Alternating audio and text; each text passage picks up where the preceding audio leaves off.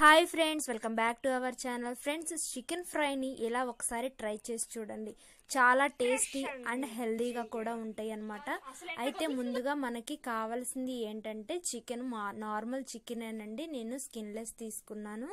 ఒక half KG chicken తీసుకొని ఇలా స్టవ్ వెలిగించి బాండీ పెట్టేసుకోండి. దీనికి నాన్ స్టిక్స్ ప్యాన్స్ కాకుండా నార్మల్ బాండీ పెట్టేశానండి. దాంట్లో మనం కొంచెం ఆయిల్ వేసుకున్నాము. చూడండి, ఆయిల్ కొంచెం ఎక్కువగానే వేయండి, ఒక 3 or 4 టేబుల్ స్పూన్స్ వరకు. ఇప్పుడు ఈ చికెన్ని ఇందులో వేస్తున్నాను. నేను ఆల్రెడీ దీన్ని ఒకసారి ఫ్రెష్ వాటర్లో 2-3 సార్లు కడిగి పెట్టుకున్నాను అనమాట. ఇలా చికెన్ అయితే ఒక 5 నిమిషాల పాటు ఆ ఆయిల్లోనే ఫ్రై చేయాలి. చూసారు కదా, వాటర్ అనేది బయటకు వచ్చేస్తుంది, చికెన్లోని వాటరు.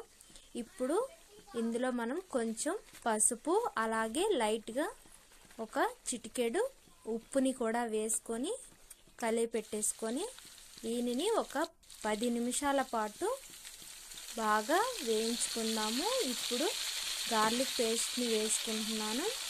ఫ్రెండ్స్, దీనికి స్టవ్ అనేది హైలోనే పెట్టుకోండి, ఎందుకంటే హైలో పెట్టకుండా ఉంటే కనుక చికెన్ అనేది ఉడికిపోతుంది. అందుకనే ఇలా ఫ్రై అవ్వడం కోసం బాగా హైలో పెట్టుకోండి.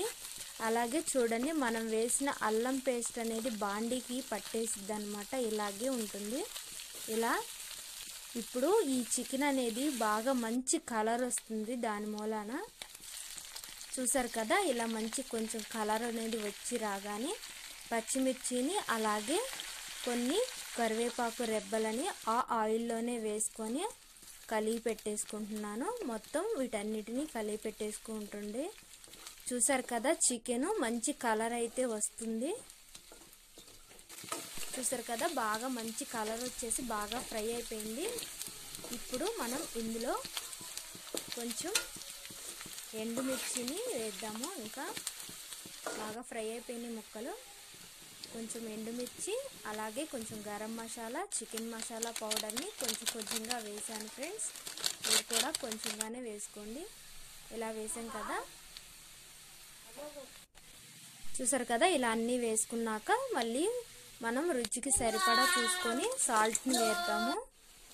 సాల్ట్ని కూడా వేసి మొత్తం అంతా కలిపి పెట్టేసుకొని ఈ చికెన్ ఫ్రై ముక్కల్ని బాండీలో నుంచి ఇలా గరిటెతో తీసి ముక్కల వరకు తీసి ప్లేట్లో పెట్టేసుకోవాలి. ఎందుకంటే దాంట్లో కొంచెం ఆయిల్ ఎక్కువగా ఉంటుంది కాబట్టి మనం విడిగా ఇలా తీసుకొని పెట్టుకొని సర్వ్ చేసుకుంటే చాలా టేస్టీగా ఉంటాయి.